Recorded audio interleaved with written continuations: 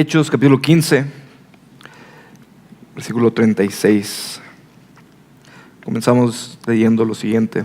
Entonces, la palabra errante, fiel, soberana de nuestro Dios.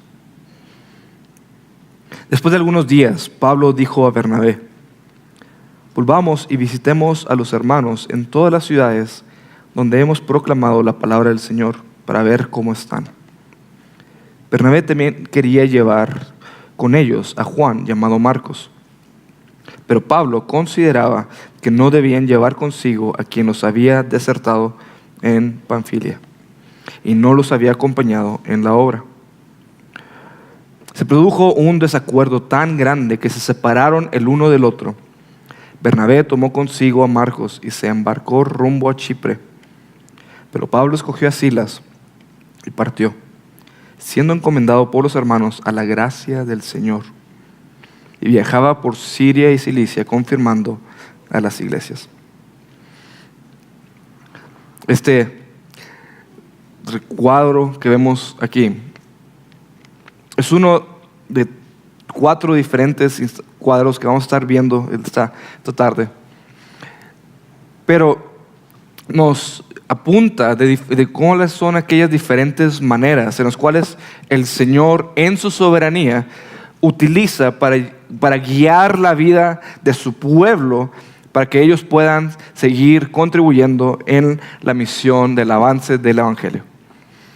Aquí en estas 4 historias que vamos a estar viendo ahora, 4 fragmentos de esta historia de preparación a este segundo viaje misionero del apóstol Pablo, lo que vamos a estar viendo es que el Señor orquesta de múltiples maneras, diferentes circunstancias, para confirmar y alinear la misión del apóstol Pablo con la misión que el Señor tenía designada para él.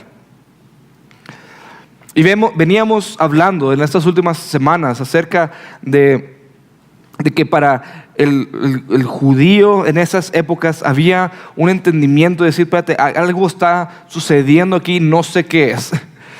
Teníamos la mayoría de los discípulos, o los discípulos enteros, habiendo crecido en la tradición judía y habiendo seguido las enseñanzas de Jesús, todavía estaban en el proceso de entender qué significa que Jesús vino a salvar a gente de toda tribu, lengua y nación.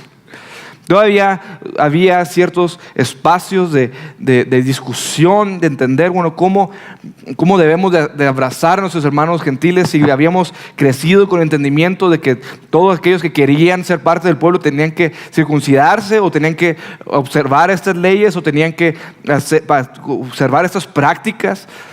Y sin embargo, el Señor se les estaba adelantando y estaba empezando a obrar de maneras que ninguno de ellos tenía anticipado, que ninguno de ellos tenía calculado, sino que al contrario, el Señor estaba obrando sin pedirle permiso a la iglesia de que si lo que estaba haciendo estaba bien o mal. ¿Por qué? Porque el Señor no se limita a obrar y salvar a las personas en base a la opinión de su pueblo o no. El Señor es soberano y Él estaba salvando a los pecadores, aun si la manera en cómo lo estaba salvando iba en contra de las presuposiciones que su pueblo tenía. Entonces se armó el concilio de Jerusalén, ¿verdad? En el concilio de Jerusalén básicamente estaban juntándose los apóstoles para decir, bueno, ¿qué está pasando? ¿Por qué es que el Señor qué es lo que estamos viendo? Y en resumidas cuentas, los apóstoles dijeron: mira, nosotros estamos viendo que el Señor está salvando gente que no está circuncidada. Estamos observando gente que ni siquiera temía al Señor, que ni siquiera sabía que el Señor, Jehová, existía, y sin embargo escuchan el mensaje del Evangelio y el Señor les ha otorgado el Espíritu Santo. El Señor ya les empiezan a testificar y glorificar y honrar a Dios, y decimos: y esto no encaja en ningún lado. Entonces el concilio lo que terminó diciendo fue reconocer lo que el Señor ya estaba obrando, de que no hay salvación en nada, ni en ninguna otra parte, ni en nadie más fuera de la fe en Cristo Jesús, que el Señor salva por gracia y por gracia solamente. Por lo tanto, no hay requisito de cumplir y de observar nada de la ley para ver si el Señor te salva, sino que el Señor te salva por su plena y libre voluntad. Independientemente de tu trasfondo, independientemente de tu cultura, independientemente de si eras judío, gentil, si eras rico, pobre, hombre, mujer, no importaba el trasfondo al cual vinieras, esclavo o libre, todos tenían el privilegio y la oportunidad de responder al mismo y glorioso mensaje que tú y yo tenemos el día de hoy, que es que Cristo Jesús está en el negocio de salvar pecadores como tú y como yo. Entonces, estas noticias obviamente produjeron gran gozo y alegría. Y de hecho, cuando Pablo y Bernabé reciben la carta que el concilio de Jerusalén escribió, ellos empezaron a repartirla y empezaron a ir a Antioquía y a reunir a toda la congregación. Leyeron la carta y dice lo siguiente en versículo 31 del capítulo 15. Cuando los hermanos la leyeron, se regocijaron por el consuelo que les impartía.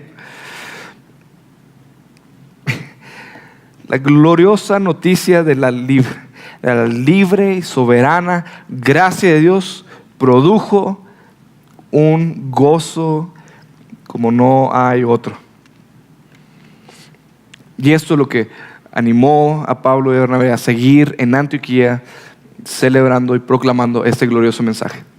Entonces hasta aquí llegamos, ¿verdad? Llegamos en este pico de gozo y de alegría, de celebración, de decir gloria a Dios por lo que Él está haciendo. Dios está salvando pecadores, entre los cuales todos nosotros estamos incluidos. Dios está en el negocio de traer redención a todos y cada uno de aquellos que ponen su fe en Cristo Jesús. Y tenemos este pico de celebración y de gozo y de alegría de ver el Señor está obrando poderosamente en regiones donde antes la palabra del Señor no habían sido proclamadas. Luego llegamos al versículo 36, donde de una manera como abrupta se nos recuerda la humanidad de estos hombres. Por medio de una circunstancia que para algunos de nosotros pues lo vemos y no nos medimos lo que estaba sucediendo, o para otros decimos pues ¿por qué está esta parte aquí en la historia? Parte de lo que creo que está la razón por la que está en esta historia aquí, porque empieza a mostrarnos cómo el Señor mueve a su pueblo y mueve a los suyos por medio de circunstancias que muchas veces ni siquiera nos estamos dando cuenta. Y aquí vemos un conflicto grande y serio e importante entre Pablo y Bernabé, el cual eventualmente el Señor usaría, pero que en este momento trae cierta confusión y agrega este elemento de recordarnos la humanidad de estos hombres. Pablo y Bernabé, en un deseo pastoral bien hermoso de querer invertir y seguir yendo a las personas con las cuales ellos ya habían ido, a los cuales ellos ya le habían compartido el evangelio, a los cuales Pablo y Bernabé querían regresar a hacer el mismo circuito de visitación a las mismas iglesias a las que habían ido antes. ¿Por qué? Porque ellos querían regresar a los lugares donde habían proclamado la palabra del Señor para ver cómo está. El corazón de Pablo y de Bernabé es decir, me preocupa mis hermanos, no los he visto en un par de meses, quiero saber cómo están, ¿qué hago? Pues bueno, vamos a volver a visitarlos porque queremos estar con ellos. Porque Pablo y Bernabé no solamente estaban interesados en esparcir las buenas nuevas, sino que estaban interesados en cuidar y velar por las almas de aquellos que el Señor les había permitido que respondieran al evangelio. Ellos sentían la carga de no solamente traer el mensaje de salvación, sino de ayudar a los hermanos, a consolar a los hermanos por medio de la palabra de Dios. Querían ver cómo estaban ellos. Tenían un corazón genuinamente pastoral por estos hombres. Querían ellos invertirse y seguir regresando a las mismas iglesias donde probablemente en la ciudad que los había apedreado, que los habían corrido, que los habían dejados casi como muertos. Y sin embargo, ellos querían regresar por el deseo de ver cómo estaban sus hermanos. Este era un deseo muy bueno que tenían. Son un ejemplo de lo que implica ser un pastor. De lo que implica el hecho de que estamos unidos unos con otros. De que parte de nuestro corazón debe ser el velar y cuidar y ver, bueno, hermano, ¿cómo estás? ¿Qué puedo hacer por ti? ¿Cómo puedo traer aliento a tu vida y a tu alma? Entonces este buen deseo es presentado. Y ahora dice, bueno, echémosle los kilos. ¿Cómo lo vamos a llevar a cabo? ¿Verdad? Ahora empezó la logística. Y Pablo empieza a planear. Bernabé propone que traigan a este hombre, a este joven llamado Juan o Marcos. Parece ser que era un familiar de Bernabé también. Y Pablo, ya sea en un celo o en una preocupación o en un cuidado o en una desconfianza, le dice, ¿sabes qué? Yo con este hombre yo no me vuelvo a ir. ¿Por qué? Porque Juan Marcos había abandonado a Pablo y a Bernabé en Panfilia en el primer viaje misionero. Panfilia había sido la primera ciudad a la cual ellos habían llegado. Y después de que Pablo y Bernabé llegaron a la ciudad y vieron y empezaron a compartir el evangelio, después del primer obstáculo, la primera oposición, la primera muestra de resistencia, Marcos los abandonó. ¿Por qué los abandonó? No sabemos exactamente. Puede que haya sido por cuestiones de inmadureces en su vida, o a lo mejor tenía unas expectativas de lo que el viaje iba a ser. A lo mejor tenía unas expectativas de saber, bueno, si voy a ir con Pablo y Bernabé, pues estos hombres van a estar aventando clases teológicas a todo lo que dan, y yo voy a estar ahí tomando notas, o voy a estar viendo milagros de derecha y izquierda, o lo que sea. Yo no sé qué estaba imaginándose Marcos que sería el viaje, pero algo le sorprendió del viaje y decidió, yo mejor me regreso. Esto, de una manera razonable, uno puede entender la humanidad de Pablo cuando dice, ¿sabes qué? Yo no me vuelvo a ir con este cuadro. O sea, este hombre nos dejó varados ahí en la primera muestra de peligro, en la primera muestra de debilidad. Y por lo tanto, ¿quién asegura que no lo vaya a volver a hacer, verdad? Pero Bernabé, por el otro lado, como todo buen hijo de consolación, como todo buen alentador que era Bernabé, lo sigue trayendo ahí, sigue insistiendo con él, ¿verdad? Y probablemente Bernabé haya visto algo de un cambio en Marcos. Probablemente Bernabé, en su corazón compasivo, con su corazón de buen alentador, estaba queriéndolo traer para decir, bueno, vámonos a llevárnoslo. Vamos a ver qué hace el Señor, ¿verdad? Y sin embargo, tienes a estos dos hombres, dos pilares de la fe, a Pablo por un lado y a Bernabé, los dos con un deseo genuino de querer ir y servir a las iglesias que el Señor les había dado, de querer ir y ver por los hermanos. Ese interés genuino de servir a los otros no fue suficiente para destruir las opiniones de qué hacer logísticamente para llevar a cabo eso. Y se produjo un desacuerdo. La palabra detrás de desacuerdo aquí en esta instancia trae la intención de comunicar que esto no fue bueno, ¿tú qué opinas? ¿Esto? ¿Tú qué opinas esto? Pues cada quien para su lado. No. La palabra es una palabra fuerte que comunica ideas de que se agarraron a gritos casi. Que se agarraron del chongo. Empezaron no es una discusión ligera, no es un desacuerdo liviano, estaban sus emociones sumamente ya entradas, ¿verdad? Estaban ya quién sabe cómo estuvo la discusión, pero la palabra comunica el desacuerdo, algo se rompió ahí, algo se afectó en la manera de cómo llevaron la discusión de esta manera. Lo que produjo fue separación, fue división. Bernabé tomó a Marcos, fue a Chipre, y Pablo escogió a Silas y se fue por Siria y Cilicia. Hermanos, esta historia, de cierta manera, para algunos de nosotros nos debe de animar y para todos nos debe quebrantar el corazón.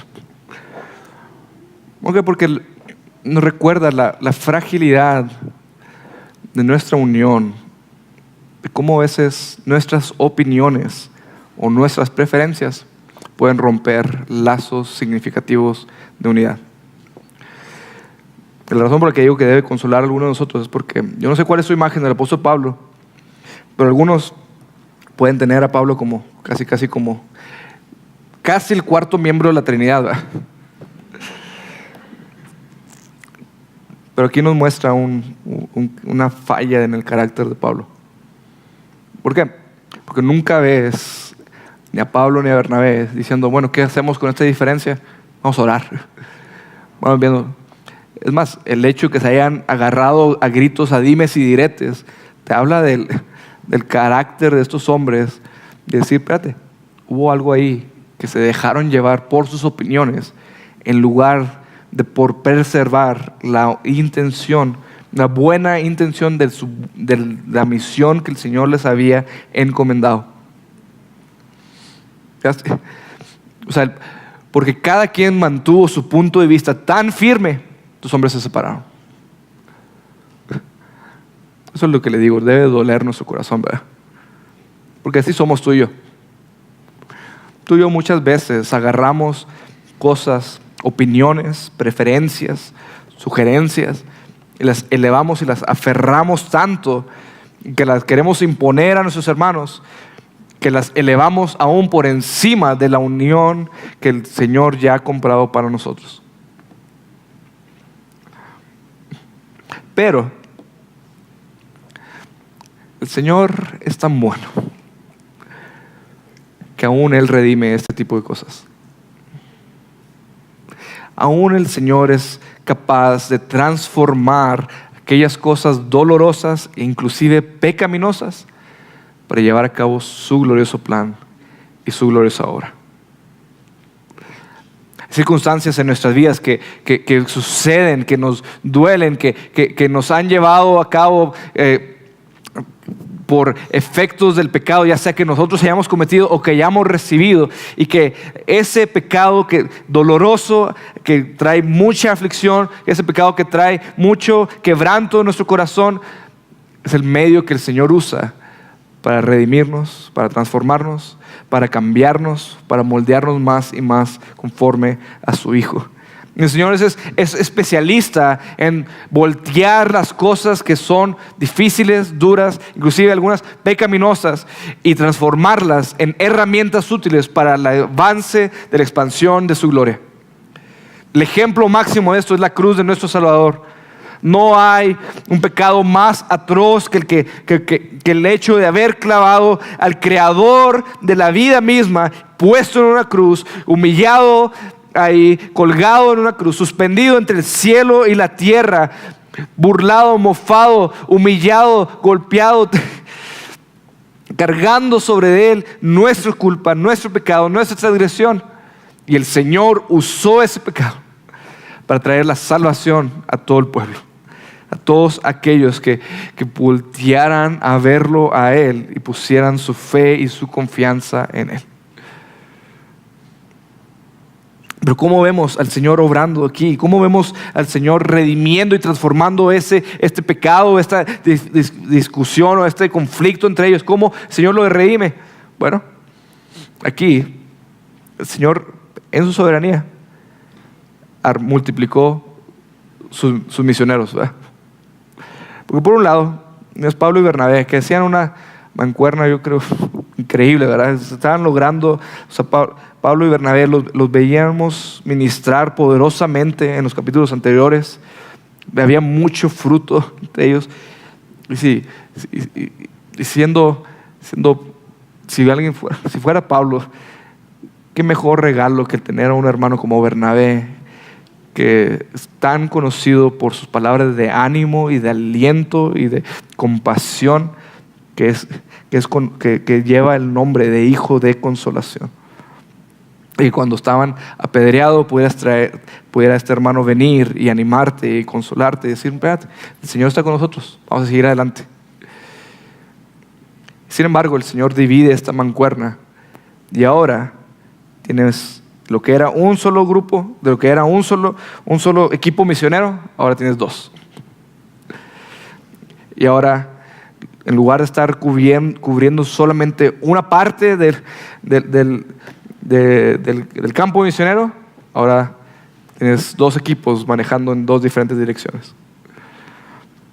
Pero también, de una manera estratégica y sin que Pablo supiera aún por qué, pero el Señor le da el regalo de un hombre como Silas.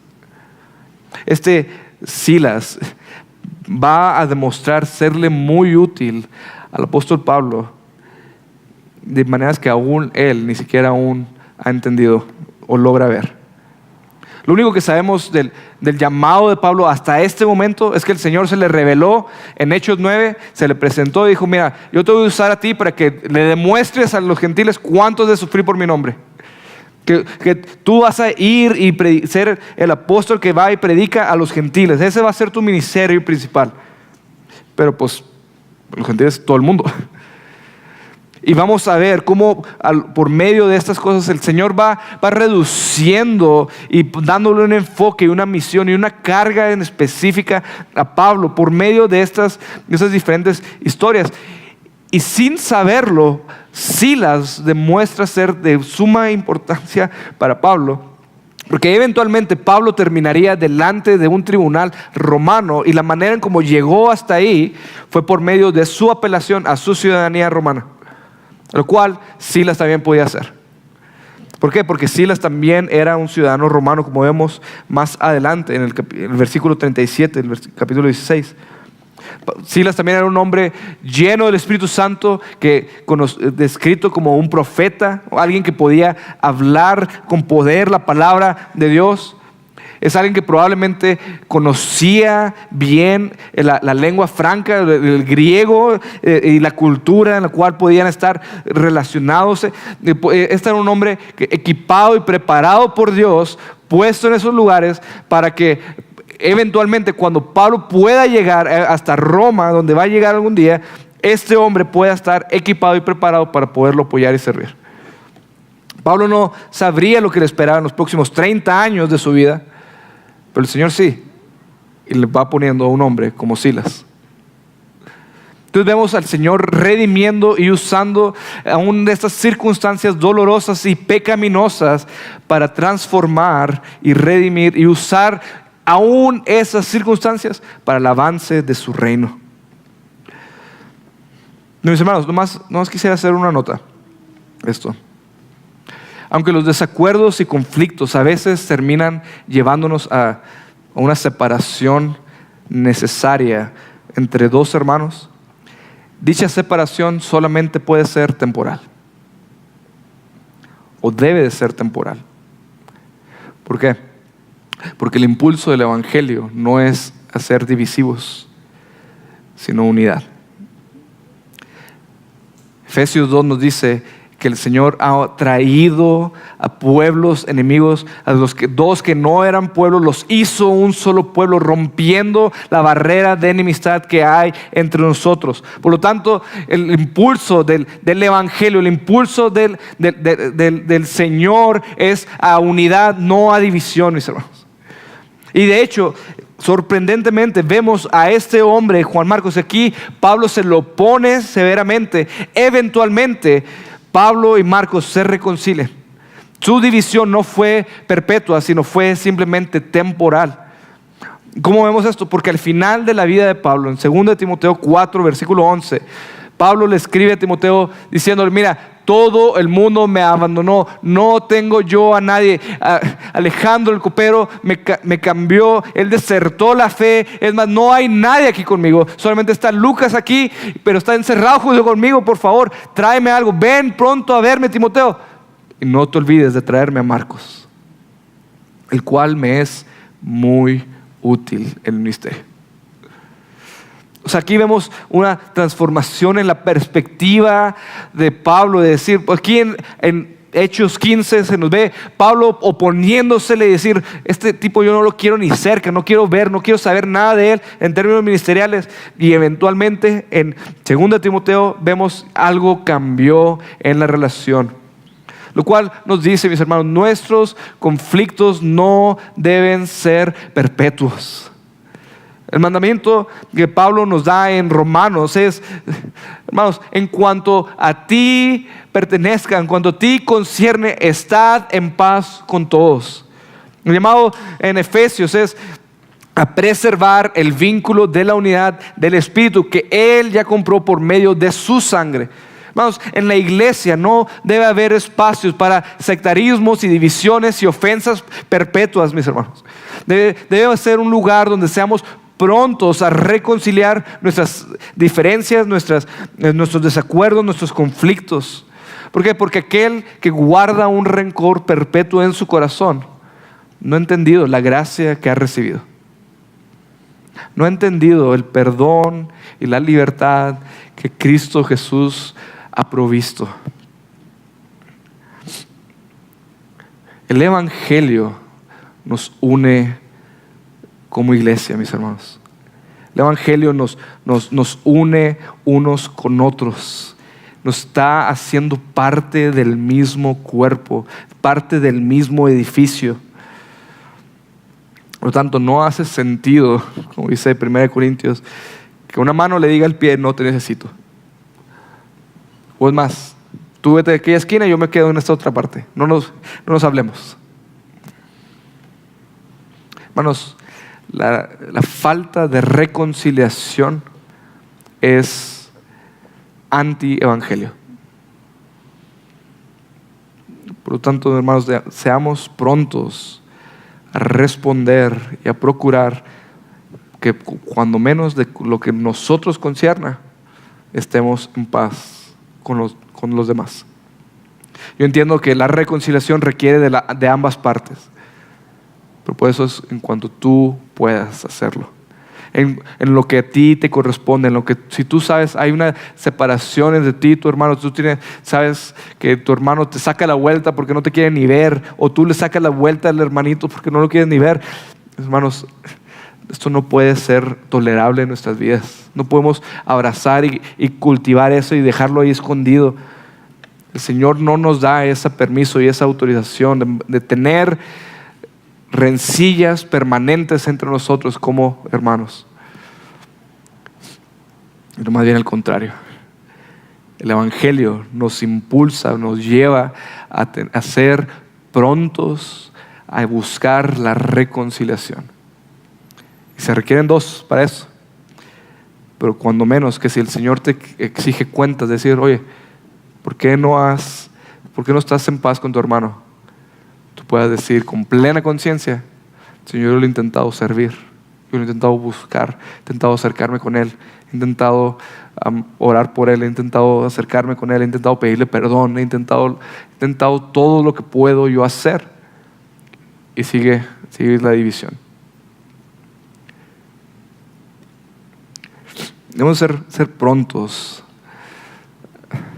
Que aunque el Señor puede redimir nuestros pecados, aunque el Señor puede redimir nuestras divisiones, no usemos su gracia como excusa para seguir alimentando nuestro pecado y seguir propiciando oportunidades de cultivar rencores, rencillas y divisiones entre la iglesia.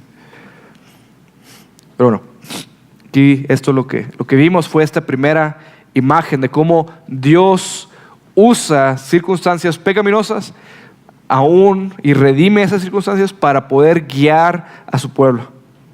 Aquí vemos cómo el Señor redimió esta circunstancia, pero también vemos cómo el Señor usa el discernimiento y la sabiduría para seguir avanzando y confirmando el llamado que tiene para cada uno de nosotros. Dice el capítulo 16, versículo 1. Dice, Pablo llegó también a Derbe y a Listra, y estaba ahí cierto discípulo llamado Timoteo, hijo de una mujer judía creyente, pero de padre griego, del cual hablaban elogiosamente los hermanos que estaban en Listra y en Iconio. Pablo quiso que éste fuera con él y lo tomó y lo circuncidó por causa de los judíos que había en aquellas regiones, porque todos sabían que su padre era griego. Según pasaban por las ciudades, entregaba los acuerdos tomados por los apóstoles y los ancianos que estaban en Jerusalén para que los observaran. Así que las iglesias eran confirmadas en la fe y diariamente crecían en número. Aquí vemos a Pablo llegando a una de estas ciudades donde lo habían dejado por muerto. Y sin embargo, ahí el Señor le trae a la luz a un joven llamado Timoteo. Este joven llamado Timoteo resulta eventualmente, Pablo escribe de él como un hijo en la fe, como alguien muy amado y querido. Es más, la última carta que tenemos de nosotros registrados de Pablo es hacia Timoteo, con su carga, con sus súplicas, con su intención de decir, mira, tú, hijo mío, mantente firme en la fe, mantente firme en lo que tú ya has aprendido. Y este Timoteo era hijo de un padre griego y una madre judía. Una madre y una abuela que habían invertido años en su vida, invertido años de darle la palabra de Dios, y este hombre había crecido en el temor y reverencia de Dios de tal modo que los hermanos a su alrededor pueden decir, ese es un hombre lleno del Espíritu Santo, es un hombre del Señor. Por lo tanto, no es como paréntesis, hermanos padres, no menosprecien el tiempo de invertirle la palabra de Dios en la vida de sus hijos. Porque no sabes eventualmente para qué puede ser llamado tu hijo, en qué oportunidades pueda ser requerido, cómo el Señor puede usar tu inversión de tu tiempo para producir hombres y mujeres de Dios que puedan serle ampliamente útiles para su reino. Entonces, aquí Pablo lo ve y escucha el testimonio de los hermanos. Pablo ve y escucha la buena reputación de este hombre. Y lo invita a decir, bueno, ven, ¿quieres seguirme? ¿Quieres ir conmigo? Vamos. Y luego se nos presenta esta pequeña dato interesante, que es el hecho de decir, el concilio de Jerusalén había dicho, ¿saben qué, hermanos? Ya no es necesario la circuncisión. Entonces, ¿por qué es que Pablo quiso circuncidar a Timoteo? En gran parte es por esta cuestión de esta doble identidad que tenía, ¿verdad? Por un lado, su padre griego y su madre judía. Entonces él tenía dos lugares a los cuales pudiera decir o reclamar su identidad, ¿verdad? A los griegos no les importaba si estaba circuncidado o no, pero los judíos sí. Y Pablo, parte de la estrategia de Pablo siempre era ir hacia los judíos para entonces de ahí poder ir a los gentiles. Y para que eso pudiera seguir siendo, para que Timoteo pudiera ser una herramienta útil junto con Pablo, que no fuera de tropiezo. La gente que supiera que Timoteo era judío y que no era circuncidado, hubieran cerrado sus puertas de su corazón. Entonces Pablo, no por ganarse la salvación, Timoteo, no por apartarlo y decir ya está consagrado, sino por una estrategia misionera, va y circuncida a Timoteo. Para que de tal manera que, al igual que Pablo, Timoteo puede decir, al judío me hice judío y al griego me he hecho griego. Entonces vemos el discernimiento y la sabiduría de Pablo obrando y el Señor confirmando los pasos de este hombre. Y confirmando el propósito del Señor para su vida. El Señor le estaba empezando a armar algunas su equipo misionero. Ya salió Pablo con Silas y ahora tiene a este hombre Timoteo. Y saliendo de la región de Listra, entonces pasaron, a partir del versículo 6, por la región de Friga y Galacia, habiendo sido impedidos por el Espíritu Santo de hablar la palabra en Asia. Cuando llegaron a Misia, intentaron ir a Bitinia, pero el Espíritu de Jesús no se lo permitió. Entonces, pasando por Misa, descendieron a Troas. Bueno, sí, estudiamos un mapa, esto pudiera ser un poquito más fácil de entender. Pero de donde estaban, apóstol Pablo, el circuito que ellos estaban haciendo era mucho alrededor de Asia Menor, ¿verdad? Y Pablo quiere volver a recorrer las mismas iglesias a las cuales él visitó. Y por alguna manera soberana, el Señor le pone altos y frenos y diciendo, no, por aquí no vas a ir. Por aquí no vas a poder pasar, por aquí no vas a poder seguir proclamando el Evangelio. Lo cual estoy seguro que ha de haber tenido que confundir a Pablo, ¿verdad? Porque el Señor lo ha llamado a estas cosas y luego el mismo Señor, de alguna manera, Pablo está discerniendo, el Señor me está poniendo estas trabas. El Señor me está poniendo no está dejándome el poder anunciar el Evangelio en esa región. Entonces el deseo de Pablo era irse poquito hacia el este. El Señor lo está empujando cada vez más hacia el oeste, ¿verdad? Entonces, ¿qué vemos en esta parte? Parte de las cosas que está sucediendo y parte de lo que quisiera apuntar es que tú veas aquí este pequeño grupo misionero que tiene un corazón genuino para con el Señor, que tiene su plan y su estrategia de decir, Señor, queremos ir y volver a bendecir a los hermanos los cuales ya escucharon del mensaje del Evangelio por primera vez de nuestra parte. Queremos ir a ver cómo están, queremos ir a consolarlos y animarlos y alentarlos. Y el Señor lo está deteniendo. Lo cual significa que el Señor no está interesado en cumplir nuestros planes. Por más buenos que ellos sean, el Señor está interesado en cumplir su plan y su propósito. El Señor es el Señor de la mies, el Señor es el Señor y el dueño de cada una de nuestras vidas. Por lo tanto, Él es el que tiene el plan al cual nosotros debemos de seguir. Es Él el que tiene el diseño y las oportunidades que Él quiere que nosotros tengamos, no nosotros las que nosotros queremos y consideramos que queremos orquestar. Nosotros podemos planificar y soñar y tener en alta estima todo lo que quisiéramos hacer. Si nosotros a veces nos creemos Dios, ¿verdad? A veces nos creemos que tenemos la mejor manera, el mejor plan, la mejor manera de decir qué maravillosa sería mi vida si tan solo esto. Si tan solo tuviera más dinero, pudiera comprar esta casa, pudiera comprar este carro, pudiera hacer esos viajes, pudiera hacer esas cosas. O si tan solo tuviera esta relación, si tan solo tuviera un esposo, si tan solo tuviera una esposa, si tan solo tuviera hijos, si tan solo hiciera esto, si tan solo tuviera aquí, mi vida sería feliz. Teníamos un plan maravilloso para nuestras vidas, ¿no es así? Y sin embargo, el Señor muchas veces no nos pregunta, ¿tú qué deseas? ¿Tú qué quieres? ¿Qué quieres? ¿Cuál es tu plan? ¿Cuál es tu sueño? Al contrario, el Señor a veces ve nuestros planes y dice, no, eso no es lo mejor para tu vida. Déjame te guío por otro camino. Y a veces los caminos del Señor no nos gustan. Porque ¿qué si el Señor te hubiera mandado a vivir una vida con sufrimientos, con dolores, con pesares,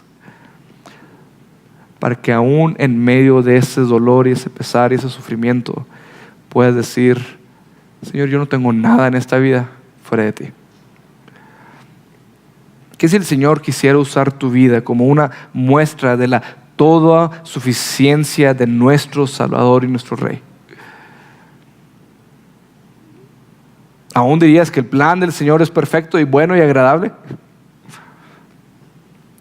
Pues el Señor es nuestro Salvador, pero implícitamente usamos tantas veces esta frase de decir, el Señor es mi Rey y mi Salvador, y no nos damos cuenta de lo que estamos diciendo. Si nosotros estamos diciendo el Señor es mi Rey y mi Salvador, eso significa que Él es la voluntad que tiene la preeminencia, que es de Él, sus deseos, su voluntad, su diseño para mi vida. Es Él el que tiene la última palabra para lo que va a suceder en nuestras vidas. Es Él el que tiene el plan para nosotros, no nosotros. No nosotros tenemos la opción siquiera de llevar delante del Señor. Cúmpleme mis sueños, cúmpleme mis ambiciones. Es más, yo te quiero servir y te quiero servir de esta manera, Señor. Así que ahí te va. Sino al contrario, el Señor muchas veces pone frenos y cierra puertas y no da las oportunidades aún de cosas buenas que puedas querer, porque el Señor tiene otros planes y otros propósitos para ti. Mis amigos, yo no sé cuáles son las cosas que el Señor ha puesto en tu carga, una carga en tu corazón. Yo no sé cuáles son los sueños con los que traes delante del Señor, pero nuestros planes y nuestros propósitos no son la última autoridad en nuestra vida. Sí, soñamos y planificamos y deseamos poder hacer cosas, ponemos todas esas cosas, pero debemos traer ante los pies de nuestro Salvador, confiando que es su plan, su voluntad, su dirección, la cual es perfecta para nuestra vida. Planeamos y diseñamos cosas, mis hermanos, pero en última instancia debemos de poderlas poner a los pies de nuestro Salvador y tenerlas con mano abierta. Es decir, Señor, con esto que tú me has dado, estas cargas que tú me has dado en mi corazón, estas inclinaciones que tú me has dado, estos deseos que tú me has dado, yo quisiera poderlos rendir ante ti y tú haz con ellos lo que tú quieras. Y esta manera, hermanos, debemos de aprender a vivir siendo sensibles a la dirección del Espíritu Santo en nuestra vida. Debemos ser sensibles a la manera en cómo el Señor va guiando y orquestando nuestras vidas. Porque el Señor muchas veces va guiándonos por medio aún de puertas cerradas, las cuales nosotros neciamente seguimos toque. Pero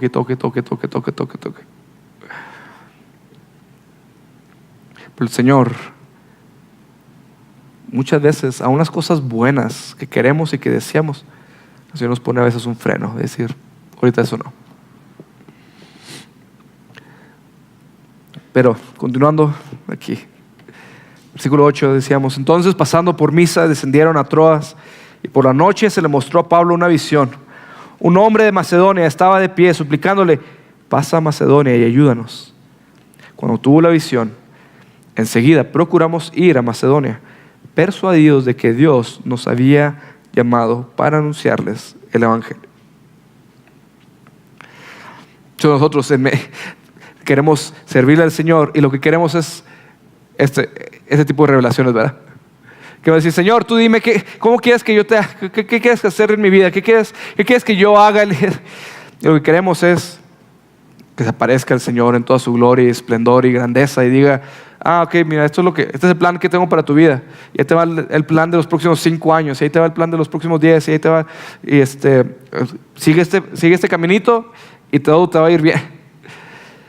Pero muchas veces el Señor no se nos revela de esta manera. Se nos revela más bien de las otras tres maneras que vimos. Muchas veces, más bien, la voluntad del Señor no se discierne intentando adivinar el futuro, sino más bien viendo la trayectoria de lo que el Señor ha estado haciendo. El Señor aquí confirma de una manera clara lo que el Señor ya ha estado haciendo en la vida de Pablo. Aquí cuando escuchan Pablo esta visión, dice: fuimos persuadidos de que Dios nos había llamado para anunciarles el Evangelio. Esta palabra persuadidos realmente implica como que de repente todo hizo clic. Empieza a decir: todo conectó. Con la división con Pablo y Bernabé, el Señor nos mandó, y por medio de esa división nos mandó por esa parte del mundo. Y luego después de ahí pues nos trajo a Timoteo, entonces algo nos va a servir Timoteo.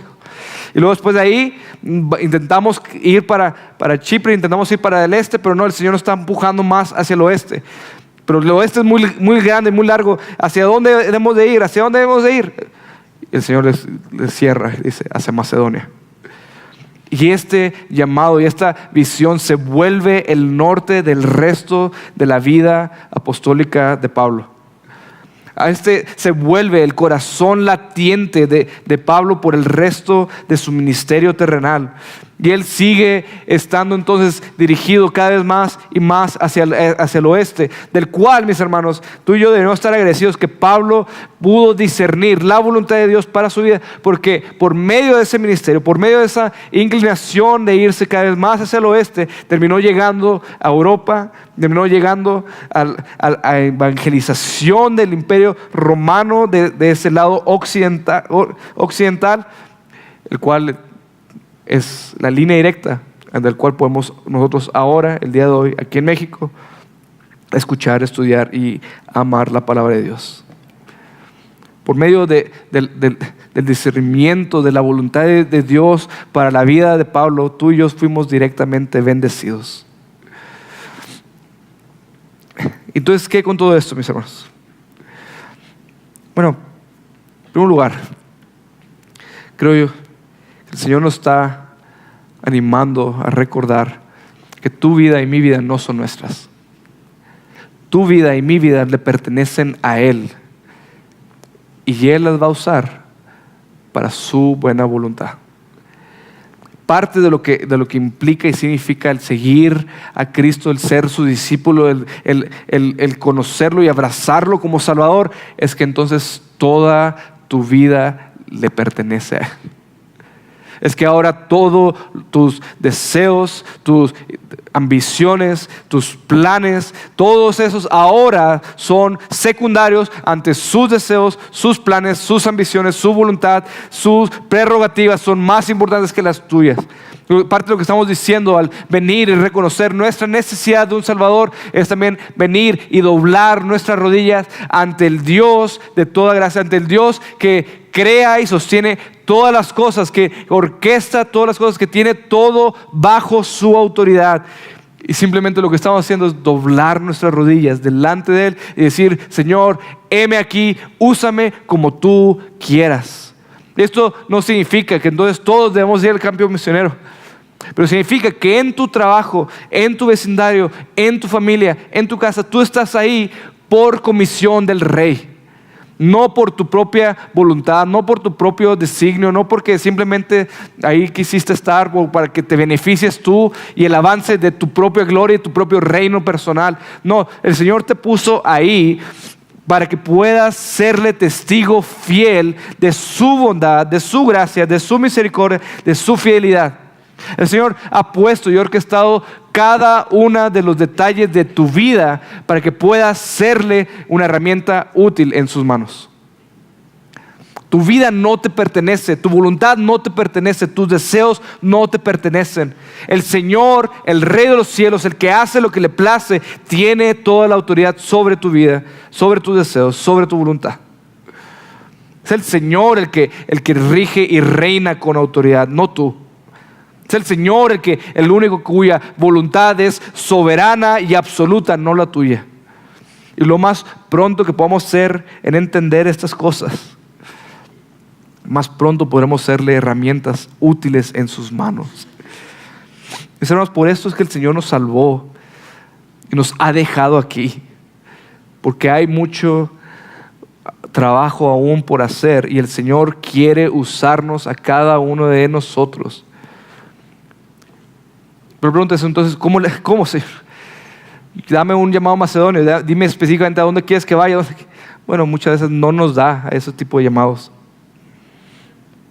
Al contrario, por medio de circunstancias a veces difíciles, duras, a veces por medio de decisiones que tomamos, procurando ser decisiones sabias, o a veces por medio de puertas cerradas, el Señor va reduciendo y minimizando y cerrando las oportunidades hasta que digas: ok, creo que el Señor me está llamando a esto.